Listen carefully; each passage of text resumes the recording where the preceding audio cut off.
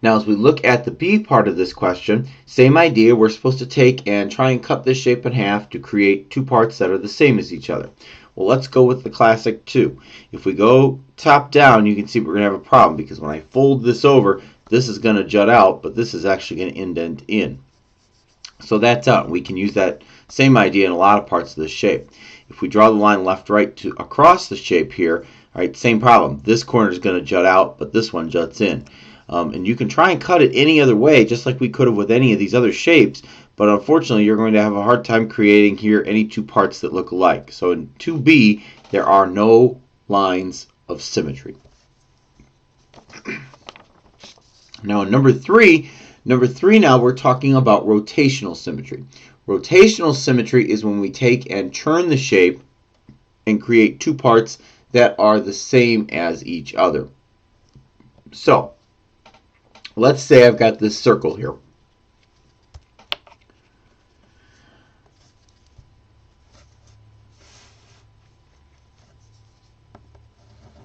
Which I'm then transcribing to my sheet of paper.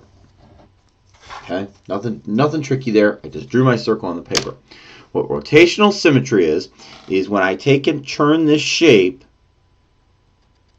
and then if I were to retrace it, it would trace the exact same thing.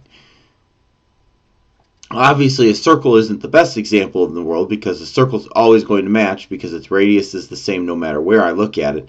So it's always going to be on top of that shape. All right. So, for instance, now let me take a different example. Let's say I was talking about this box. When, at what point, at what number of degrees could I turn the box and make it look exactly like it does on your screen right now? Well, obviously, as I turn, I cannot make it look exactly like it was until I get it all the way back around, because then not only does the shape line up, but all the logos and insignias on the boxes match up as well. So every shape will have rotational symmetry one time within 360 degrees. That's a sure thing. But sometimes they will match up more than once, which is what example 3 is trying to get at here.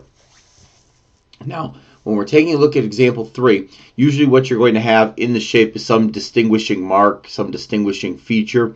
Usually the number of times that distinguishing feature appears is how many times the shape has rotational symmetry.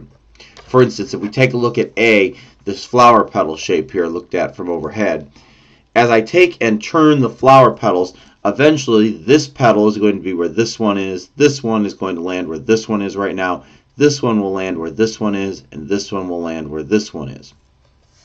So, yes, the shape does have rotational symmetry. How many times? Well, since there's 4 petals there, it's going to match up 4 times within 360 degrees. Again, every shape will have 1 within 360 degrees when we reach 1 full revolution. Now, sometimes they will ask you the number of degrees of that rotational symmetry. Just take the number of distinguishing features or marks and divide that out of 360. So since there's 4 petals here, I would take 360 and divide it by 4, which is 90 degrees. So in a 90-degree turn, every 90-degree turn, that's how many when I will have rotational symmetry. As I take a look at 3B here, we have a circle which always lands on top of itself, but they've got some lines transcribed in it which won't always land in its side of itself. So that's the complicating factor here.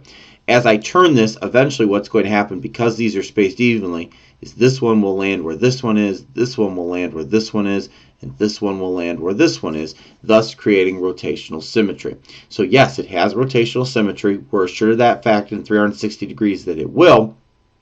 How many times? Well, there's 3 of those lines, so 3 distinguishing features there. So 3 times within a 360-degree rotation, we will have rotational symmetry. As far as at what number of degrees does it happen? Well, take your 360 and divide out your distinguishing features, the 3 lines. 360 divided by 3 works out to be 120 degrees. So every 120 degrees, every turn of 120 degrees, I'm going to have rotational symmetry. So as we look at the concluding example here, we're supposed to decide whether the figure has line symmetry, and if it does, we're supposed to draw all those lines of symmetry. Well, as we take a look at that arrow shape there, There's only one way I can chop this shape up to make it the same. If I draw a line left to right across the middle of the shape, that's the way I'm going to create mirror images here. So in this case, that's how I have, in this case, line symmetry.